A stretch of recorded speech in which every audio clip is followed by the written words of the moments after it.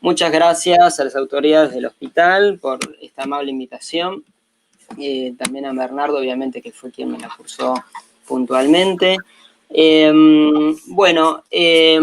Básicamente mi presentación tiene que ver con el duelo prolongado en el contexto de COVID, que es un poco lo que habíamos charlado con Bernardo de Azar.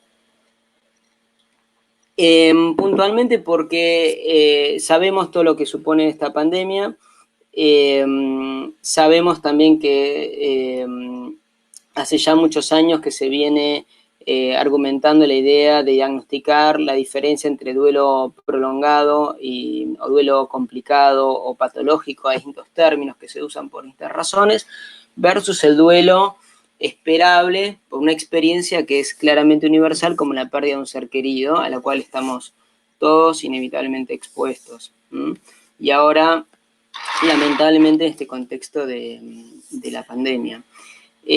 Lo que también es claro es que siempre hubo falta de consenso para su diagnóstico, y de hecho demoró muchos años en debatirse en las nosologías actuales, en los sistemas clasificatorios, su presencia o sobre la conveniencia no de presentarlo como un trastorno en algún momento. De hecho, ingresa en el DSM-5 en 2013 como un trastorno para su diagnóstico, para su investigación posterior.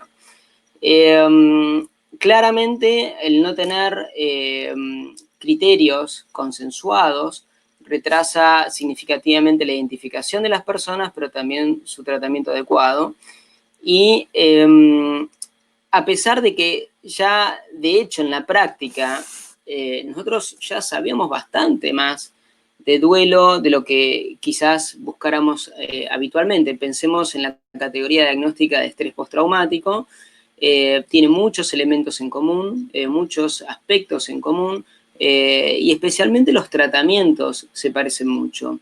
El estrés postraumático inicialmente fue considerado como una patología que tenía que ver con la exposición a la guerra. Después este concepto se cambió y se pudieron ver que los mismos síntomas los sufren gente de la población civil expuesta a distintos tipos de traumas. Y por lo tanto, ya desde sus orígenes, las personas que tratan estrés postraumático inevitablemente se encuentran con pacientes cuyo trauma principal o uno de los traumas va a ser el duelo. Como pasa en muchos excombatientes o personas que están en servicio y han perdido compañeros en una guerra. De alguna forma, el duelo, a diferencia del trauma, plantea otros desafíos que tienen que ver con ciertos desafíos, ciertos problemas que se vuelven permanentes, a diferencia de lo que ocurre en un trauma. La pérdida de la persona es, como todos lo sabemos, permanente, y eso plantea otras cuestiones en los tratamientos a su vez.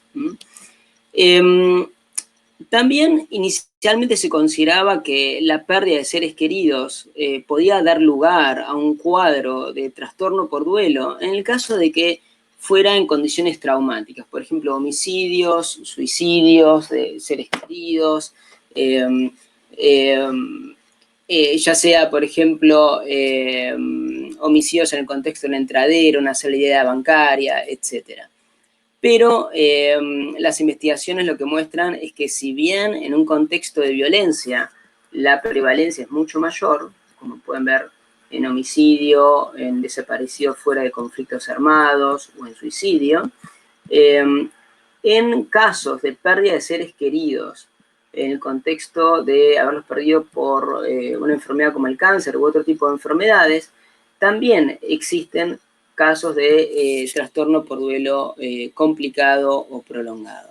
Se estima que en general la prevalencia de esta patología en casos de muertes no violentas es aproximadamente de casi el 10%. Es decir, es una proporción bastante elevada.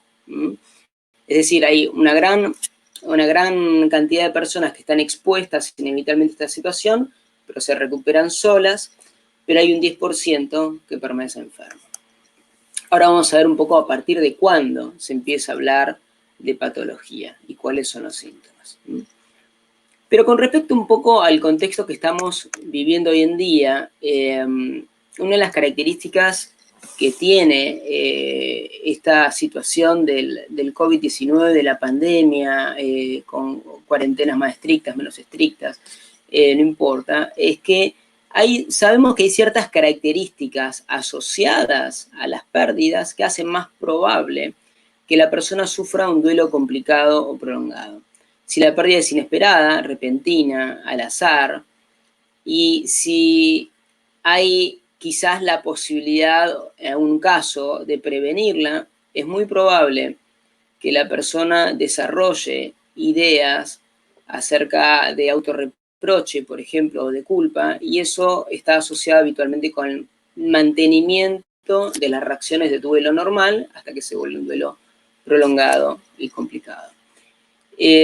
También sabemos que lo que pasa post pérdida está asociado a la presencia o ausencia de duelo complicado o prolongado. Lo mismo pasa en estrés postraumático. Sabemos que tener apoyo social es el mejor factor protector, no solo para estrés postraumático, también para no desarrollar duelo complicado o prolongado. Entonces, si pensamos en el distanciamiento físico, lo que supone que pocas personas pueden asistir al funeral, dependiendo de cada país, desde luego. Seguramente esto va a cambiar según cultura y según disposiciones de los ministerios de salud de cada país, cómo va a ser el entierro, o el apoyo que pueda tener en ese momento, porque la persona, lógicamente, trata de aislarse, seguramente como muchos de todos nosotros, vamos a tener precauciones o temor de contagiarnos esta enfermedad. Y por supuesto hay consecuencias que se vuelven permanentes en muchos casos. Por ejemplo, la soledad. En el caso de la pérdida de un ser querido, piensen en las parejas de personas mayores que estuvieron muchos años juntos y pierde a su pareja, y la familia tiene miedo de contagiarlo, queda solo o sola. No tener a quien cuidar es un problema. Muchas veces lo que le da sentido a la vida de muchas personas es el hecho de poder cuidar a los demás. Y desde luego los problemas prácticos, problemas económicos, distribución de tareas que había en la pareja o en la familia. Es decir, la pérdida genera toda una serie de consecuencias permanentes que también son importantes taclear o abordar en un tratamiento. Por último, en el contexto de COVID, y me parece muy importante destacarlo, el personal médico está expuesto a sufrir, a pesar de que no tenga un vínculo directo a veces o previo con esa persona que ingresa al hospital. A veces no pueden evitar involucrarse porque su tarea lo requiere, desde luego, o su forma de abordar al paciente también. El personal médico también puede tener estos síntomas y también síntomas de estrés postraumático. Ahí les dejo un link que me parece muy interesante.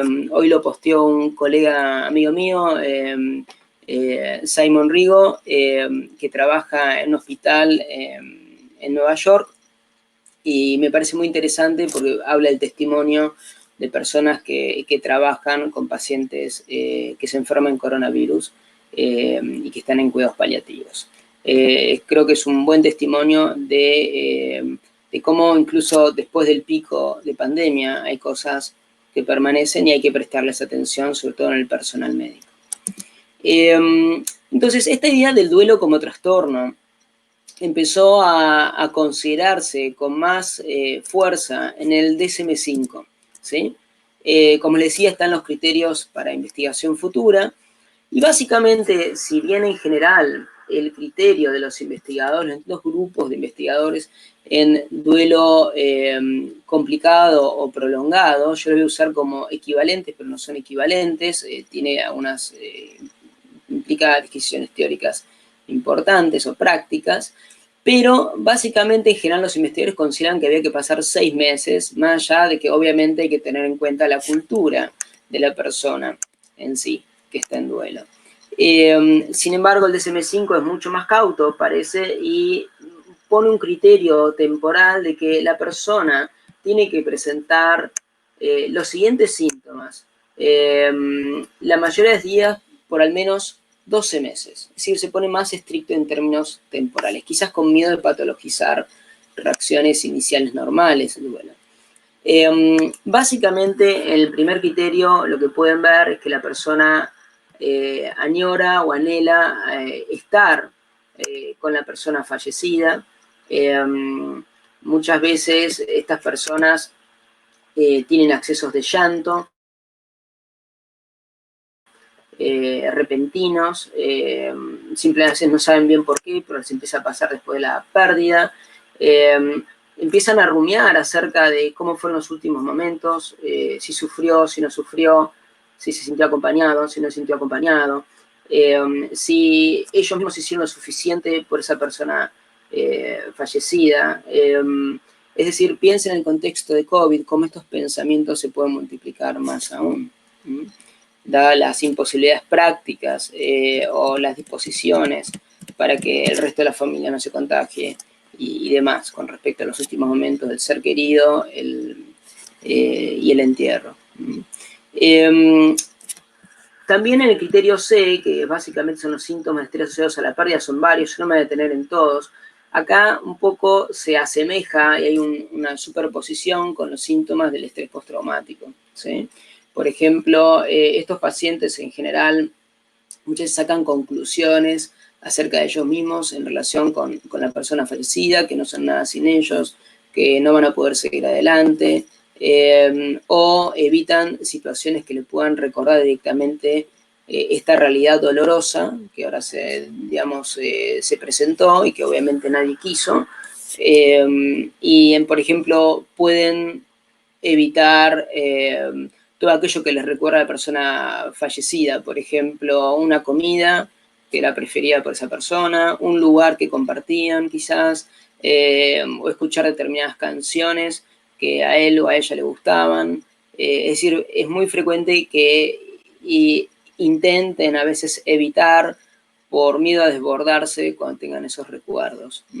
Recuerdos de la persona fallecida. Y en general tiene una gran dificultad para recordar eventos positivos. Se imponen en la cabeza a esta persona en forma involuntaria recuerdos de los últimos momentos, ¿sí? En que estuvo enfermo hasta que falleció. A pesar de que la relación ha sido muy especial, y en toda relación especial hay eventos positivos con esa persona fallecida, o que fueron de mucho placer o satisfacción, la persona no puede dejar involuntariamente tener recuerdos que muchas veces tienen la forma de flashbacks, especialmente en el caso de traumas, de duelos, perdón, traumáticos o duelos por homicidio o suicidio, ¿no? Muy frecuente la ira, es muy frecuente la ira, y sobre todo también no poder creer que la persona haya fallecido. No es que no lo saben, sino que no pueden caer en esa realidad, y muchos de estos pacientes tienen sueños de encuentro, ¿sí? A diferencia de lo que ocurre en estrés postraumático, estos pacientes tienen, tienen frecuentemente sueños donde encuentran a la persona fallecida. En estrés postraumático eso no lo encontramos son pesadillas o sueños desagradables con respecto a determinados fragmentos de lo que ha ocurrido. O elaboraciones diurnas que tuvo, que después las reexperimenta bajo la forma de pesadillas. El tercer criterio, o mejor dicho, no es el tercer criterio, pero los dividen los otros grupos de síntomas importantes que tienen son la disrupción social e identidad. Es decir, que la persona a veces desea morir para estar con la persona fallecida. Es muy distinto a la ideación suicida, lo que puede pasar a una persona con depresión sin duelo comórbido, por ejemplo. Los sentimientos de soledad son muy marcados y sobre todo una cuestión muy importante es indagar acerca de cómo es su vida en general, cómo ha impactado en su vida en general. Por ejemplo, si la persona fallecida era la persona que socializaba, que la conectaba, no sé, por Zoom, en este contexto de pandemia, con otras personas, que le hacía todos los trabajos tecnológicos de modo tal que la persona podía estar enganchada socialmente, muy probablemente haya una disminución de su sentido de pertenencia a ese grupo, porque no va a tener forma de tener el conocimiento para contactarlos, ¿sí? En muchos casos. También muchas veces hay una reticencia a planificar, dado que a planificar el futuro, dado que muchas veces estas personas sufren duelo complejo o prolongado porque sus metas principales en la vida tenían sentido en tanto y en cuanto estaba esta persona, dado que esas metas habían sido planteadas con esa persona. Por eso muchas de estas personas afectadas sienten como que no hay motivo para pensar en el futuro. Estos son más o menos, a vuelo de pájaro, los criterios sintomáticos. Instrumentos de evaluación hay pocos, porque como ustedes ya van anticipando, son pocos, ha habido poco consenso en esta área psicopatológica y al mismo tiempo poco tiempo de investigación. Calculo que con esto de la pandemia va a haber mucha más investigación en duelo complicado o duelo prolongado del que hubo hasta acá. Estas son algunas de las entrevistas que se usan actualmente. Esta es quizás la más investigada. La Structured Clinical Interview for Complicated Grief es una entrevista semiestructurada, pero de los instrumentos autoadministrables, los más usados por lejos, el más usado ha sido Inventory of Complicated Grief, el ICG, que tiene un puntaje mayor o igual a 30, es altamente probable que el paciente tenga una interferencia importante en su vida cotidiana y que merezca atención clínica. El PG-13 de 13 ítems tiene un puntaje de corte de mayor o igual a 26 y está en español. Aquel que lo quiera, pues me escribe si quieren y yo se lo envío, o pueden entrar a una página web que se llama exposicionprolongada.com, en la sección de instrumentos o cuestionarios, está ahí disponible, está en español. Esa es la ventaja que tiene. Ahora bien, habiendo distintos criterios, la pregunta es, bueno, ¿cuáles usar? Porque clínicamente lo que nos interesa es primero detectar quién tiene y quién no tiene este problema. En ese sentido, como yo les decía, los criterios del DSM-5 plantearon un criterio temporal de esperar 12 meses para el diagnóstico. El grupo de Prigersen, que plantea la idea de trastorno por duelo prolongado, plantea 6 meses o más. El grupo de Catherine Shear, de la Universidad de Columbia, plantea para duelo complicado, como lo llama ella, también esperar 6 meses o más, no esperas 12 meses para su diagnóstico. Es decir, que haya cierta estabilidad de los síntomas y no confundido con una reacción normal ante una situación que requiere una adaptación importante, como la pérdida de un ser querido. En el criterio C, fíjense que el criterio politético que usan es 6 o más de un listado de 12 síntomas. En estos dos grupos son menos. En el grupo de Prigersen usan 5 o más de un listado de 9, y en el grupo de Catherine Shear es menos estricto. Plantea el uso de 2 de un listado de 8 síntomas, ¿sí? Es decir, es menos estricto en eso al respecto. Y esto es muy interesante porque obviamente va a dar resultados distintos. De hecho, se probaron estos criterios en una muestra clínica de 240 adultos mayores, cuyo problema principal es que consultaban por el malestar asociado a una pérdida de un ser querido, ¿sí? Y habían puntuado en la escala del inventario de duelo complicado más, digamos, 30 puntos o más, y además tenían un deterioro funcional asociado a esta pérdida. Es decir, se les preguntaba específicamente de qué forma había impactado en su funcionamiento social, laboral, esta pérdida. Y ellos, digamos, contaban al respecto. También se les diagnosticó con la entrevista estructurada para duelo complicado. Y después también se testearon estos 3 criterios, ¿sí? El DSM-5 del grupo de Yale, de Prigersen, y el de duelo complicado, el de Catherine Shear, también en una muestra comunitaria, que tiene la característica que puntuaron menos de 20 en el inventario de duelo complicado, ¿sí? ¿Está bien? Y lo más interesante de todo esto es que claramente los 3 grupos de criterios propuestos tenían una alta especificidad. La más alta la tenía el grupo de Catherine Shear, que prácticamente identificó la totalidad de los casos usando estos criterios que hablábamos recién, ¿no? Y básicamente los criterios de Catherine Shear no solamente identificaron a la mayoría, sino que también tenían una alta sensibilidad. Es decir, no identificó erróneamente a ninguno de los que no tenían el duelo normal. Es decir, cuando no tenían duelo normal, los 3 criterios fueron muy buenos. Cuando tenían que detectar quién tenía duelo prolongado, una muestra clínica o cuyo problema principal era duelo, el que tenía mayor sensibilidad es el duelo complicado. ¿Cuáles son las características clínicas del duelo complicado? Bueno, en primer lugar, hay 4 grupos de creencias negativas. Una es protestar acerca de la muerte, es decir, la persona que cree que tendría que haber hecho más, que no debería haber muerto de esa forma el ser querido, que quizás debería haber hecho algo distinto para que eso no pasara. Es decir, son personas que en general tienen esa clase de evaluaciones acerca de lo sucedido, muy a pesar de que quizás hicieron un montón de esfuerzos.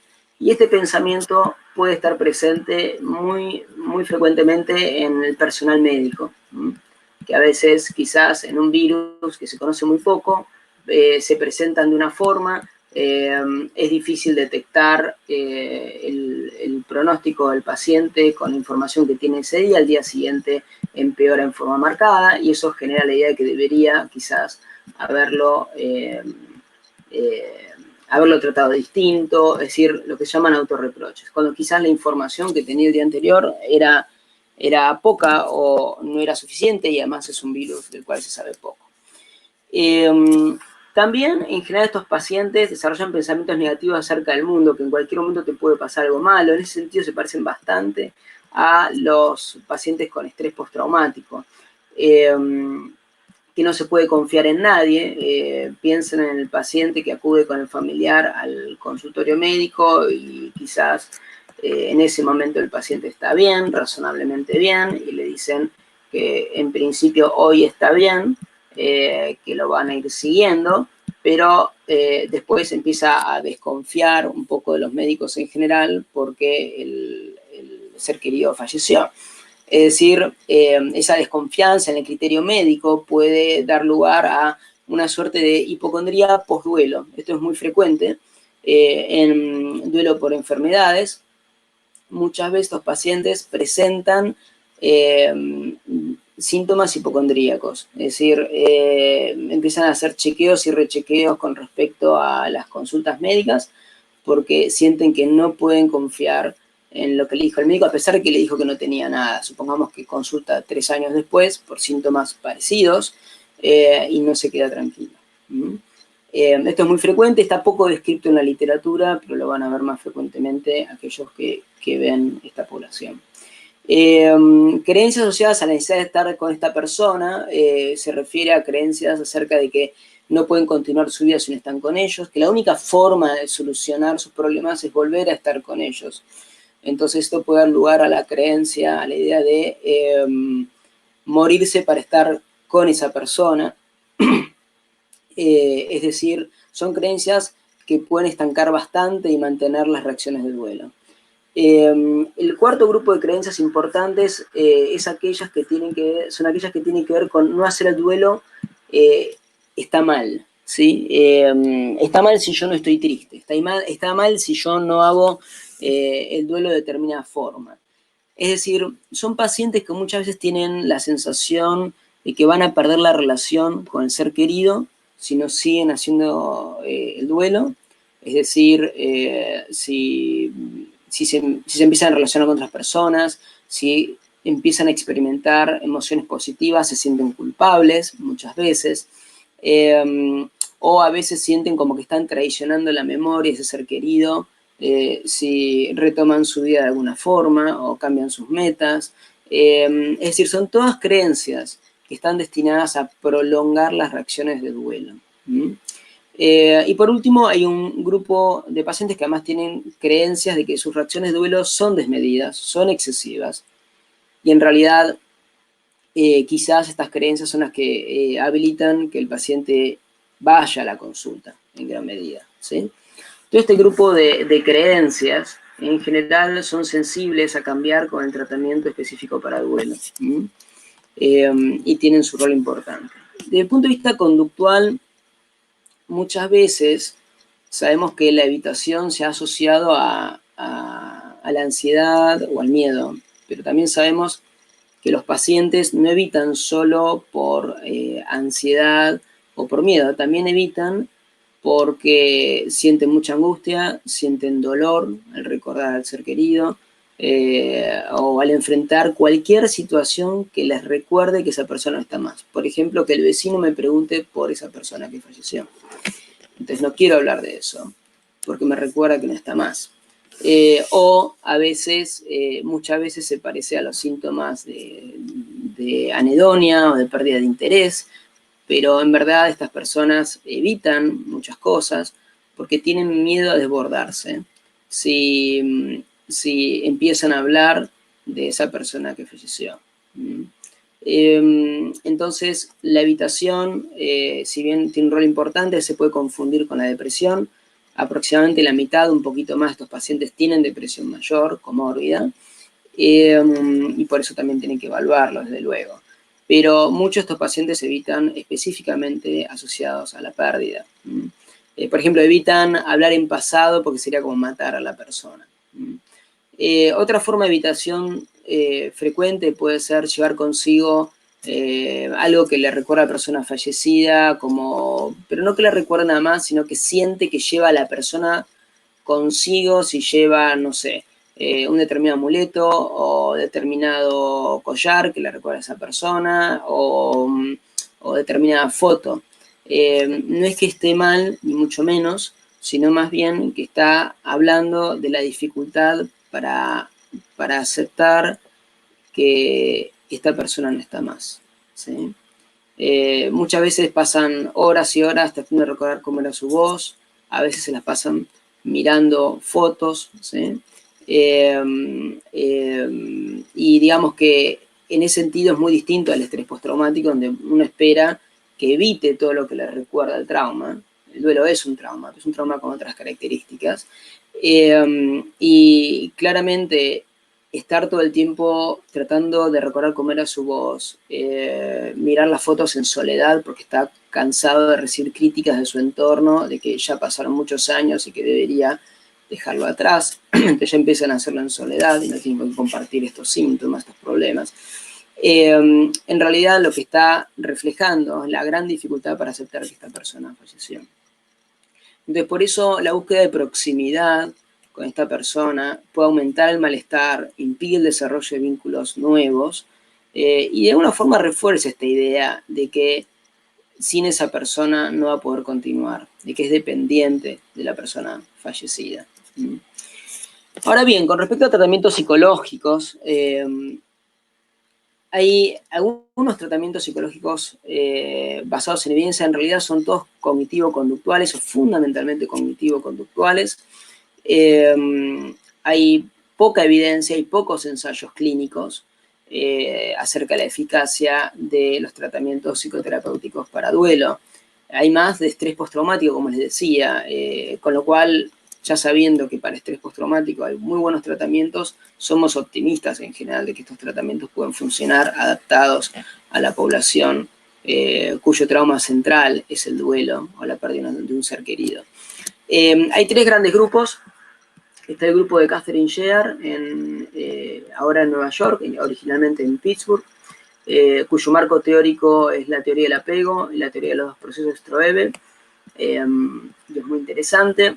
Y el tratamiento básicamente consiste en estrategias derivadas de un tratamiento cognitivo-conductual para estrés postraumático que se llama exposición prolongada, que básicamente ayuda a los pacientes a revisar los recuerdos del trauma, en este caso de los últimos momentos del ser querido, como para revisar esos autorreproches, y los sentimientos de angustia asociados a esos recuerdos.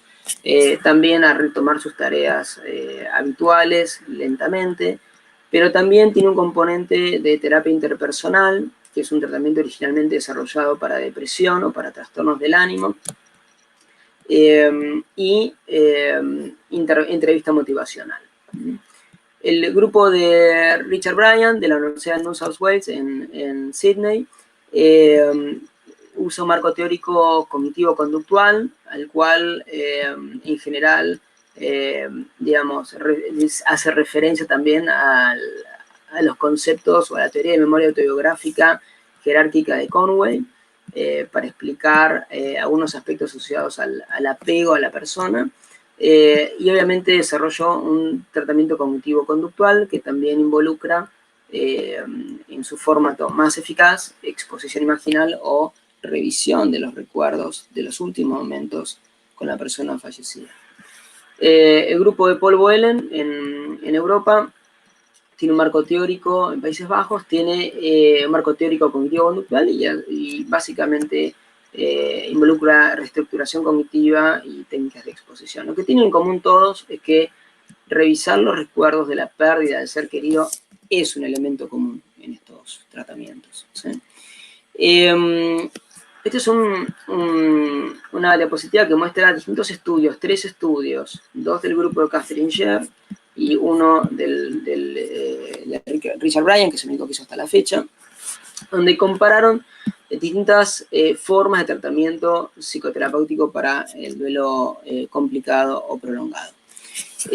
Catherine Sher, por ejemplo, en este estudio compara el tratamiento para el duelo prolongado, lo llama así, al duelo complicado, perdón, y la terapia interpersonal, adaptada para duelo. Y lo que encontró es que si comparan al finalizar el tratamiento, en general los pacientes que habían hecho el tratamiento para lo complicado en forma significativa se diferenciaban de aquellos que habían hecho solamente terapia interpersonal. Es decir, ha mostrado ser más eficaz que la terapia interpersonal en este estudio en adultos más jóvenes o jóvenes y también en adultos mayores a 60 años en el 2014, es decir, se replica el resultado, las diferencias de nuevo fueron significativas.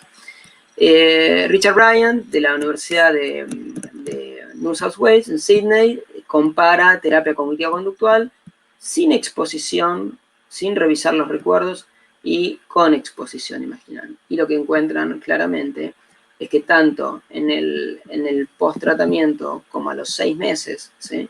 Las personas que hicieron revisión de los recuerdos, en general le fue mucho mejor, significativamente mejor fue la diferencia, con respecto a aquellos que no revisaron estos últimos momentos con la persona fallecida. De hecho, en un estudio posterior, por este mismo grupo de Sydney, lo que encontraron es que, fíjense, aproximadamente el 40%, más del 40% del 50 a los 2 años, cumplía los criterios para duelo prolongado después de haber recibido terapia cognitiva-conductual, mientras que aquellos que habían recibido terapia cognitiva-conductual que había incluido el acceso a estos últimos momentos con el ser querido, en general tenían una performance mucho mayor de recuperación, o sea, perdían el diagnóstico en mayor medida. O sea, fíjense que apenas el 17-18% cumplía a los 2 años criterios para trastorno prolongado, es decir, aproximadamente más del 80% se ve recuperado muy bien, que es un poco lo que nosotros vemos en los tratamientos para estrés postraumático, que también involucran revisar los recuerdos del trauma. Entonces, en resumen, todos los criterios propuestos mostraron una elevada especificidad, el duelo complicado mostró una mayor sensibilidad. La categoría del DSM-5 claramente está siendo revisada, no solamente está siendo revisada, porque el año que viene creo que se viene una revisión del DSM-5. Y el tratamiento psicológico en general es bien tolerado por adultos jóvenes y mayores, y si bien la terapia interpersonal y focalizarse en cogniciones puede ser eficaz, cuando se accede directamente a los recuerdos de la pérdida, eso permite mejores resultados. La menor respuesta a la terapia interpersonal, que ha sido un tratamiento desarrollado habitualmente para depresión, versus lo que vemos en tratamientos más específicos, sugiere la importancia de distinguir entre ambos cuadros, ¿sí? Y por lo tanto, esto supone la necesidad y la importancia de informar a los profesionales acerca de la eficacia y seguridad de estos tratamientos, especialmente en el contexto que estamos viviendo y una pandemia que promete durar mucho más tiempo del que todos deseamos. Aquel que quiera leer un poco más, el año pasado publicamos un artículo con otras 2 colegas sobre la adaptación del tratamiento de estrés postraumático para pacientes con duelo prolongado o cuyo trauma principal es la pérdida de un ser querido. Bueno, esto es un poco una síntesis de un pantallazo general y espero que les haya gustado, les haya servido. Entonces, preguntas. A ver, volvamos acá. ¿Cómo estás? No sé cómo volver a la pantalla, ¿verdad? Cerrar el PowerPoint. Cerrar el PowerPoint. Ahí está, listo. Ah, claro, no lo tenía yo. Bueno, ¿tenemos alguna pregunta para Rafael de las personas que están escuchando?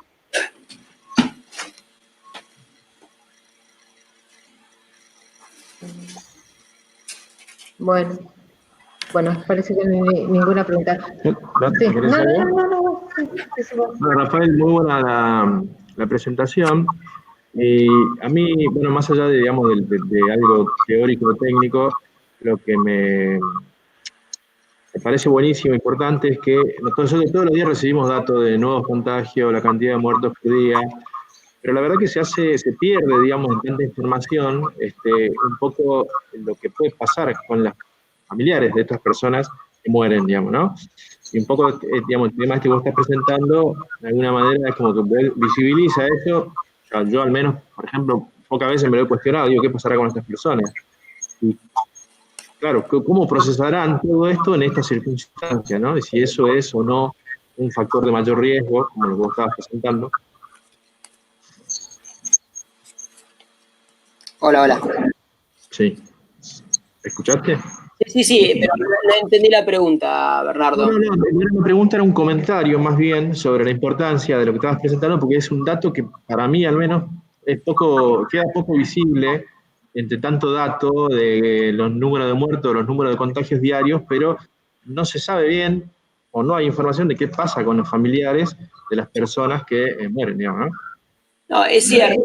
Y de hecho tiene sentido que no haya información, por varias razones. La primera es lo que hablamos al comienzo.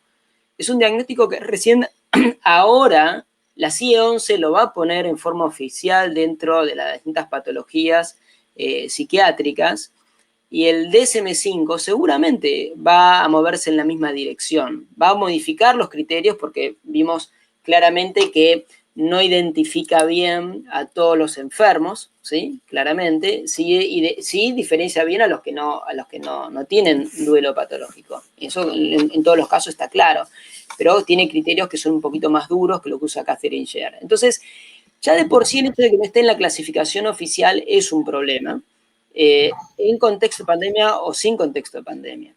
En segundo lugar, una cuestión importante es que en general de esto no se habla, de la muerte no se habla. Y esto creo que ustedes ahí en el hospital lo deben ver todo el tiempo. Deben ser expertos naturales del tema, pero en general es raro que alguien te invite a una charla de duelo. De hecho, digamos, porque son temas pesados, porque te tocan de distintas formas, y a pesar de que es una experiencia universal, fíjate lo poco que sabemos. De los estudios que presenté hay 2 más que tienen metodología más o menos aceptable, después hay otros que son estudios pilotos, ¿sí? Entonces, claramente, digamos, uno tiene la opción de negar que esto existe, y la otra es empezar a preguntárselo y cómo ayudar a esta gente, ¿sí? Entonces, quizás es identificar quiénes están sufriendo estos síntomas, dándoles información de que ahora son normales, pero que si esto persiste y que si esto está interfiriendo con su vida, quizás necesite consultar a alguien más dedicado al tema. que ustedes sepan que no lo nieguen, ¿sí? Que se anime a abordarlo en una anamnesis psiquiátrica, porque también hay miedo en los terapeutas y en los psiquiatras a hablar de esto, por miedo a que el paciente se desborde y no poder contenerlo. Eso es muy frecuente. Así que creo que ya eso es muchísimo, y sabemos que esto va a venir post pandemia también. Muy probablemente venga post pandemia. Sí, de hecho, bueno, en el hospital obviamente en la formación de las personas que van a atender pacientes oncológicos, este es un tema muy importante y justamente es, digamos, un tema de agenda en todo el tratamiento y abordaje del paciente, ¿no? Justamente es a poder hablar abiertamente del tema de la muerte, más allá que esté en una situación crítica en relación a su enfermedad, ¿no? O con los familiares, más allá que estén en una situación crítica en relación a su enfermedad. La muerte en el contexto del paciente oncológico es algo que está presente desde el primer momento que le hacen el diagnóstico, aun cuando muchas veces tal vez se presume que su diagnóstico va a ser benigno. Entonces, es, digamos, para nosotros es imprescindible que cualquier persona que vaya a tener pacientes oncológicos o esté dispuesta a trabajar con pacientes oncológicos pueda hablar de esto abiertamente y por lo pronto tenga, digamos, algunos conceptos también propios revisados, ¿no? Creo que entre lo que vos decís, en el momento que se habló más de la muerte con respecto a los familiares fue cuando fue la experiencia de Cromañón. Allí, sí, en entrevistas, no, digamos, o sea, que hicieron periodísticas, que yo, ahí salió mucho el tema de situaciones de muerte, situaciones de duelo complicado, ¿no? Bueno, después, que inclusive el tema de las consultas, en este momento, digamos, se tomó en cuenta, en este momento de la pandemia, una de las cosas que vengo diciendo yo desde el principio de la pandemia, cuando se trata ligeramente el tema de las muertes, es justamente que detrás de cada muerte hay una familia. Y esa familia, digamos, va a tener, digamos, o sea, esa muerte, o sea, que sufre esa familia, va a tener un montón de complicaciones. Y no solamente las personas que hoy mueren por COVID en aislamiento, sino también aquellas personas que no mueren por COVID y sus familiares no pueden hacer los rituales de despedida. Esas familias también están sufriendo las consecuencias de la pandemia. O sea que esta pandemia, digamos, como bien dicen, o sea, la cuarta ola, o sea, va a tener, creo, una repercusión en trastornos, digamos, traumáticos en relación a situaciones de duelo, para mi gusto, bastante significativa y que no se las está pensando. Bueno, de hecho, por cada pérdida se estima más o menos 4 personas directamente afectadas por esa pérdida, ¿sí? Obviamente, cuando hay un vínculo cercano y metas de vida asociadas a compartir la vida con esa persona, hay más chances, desde luego, de desarrollar estos síntomas y de no adaptarse a esa pérdida.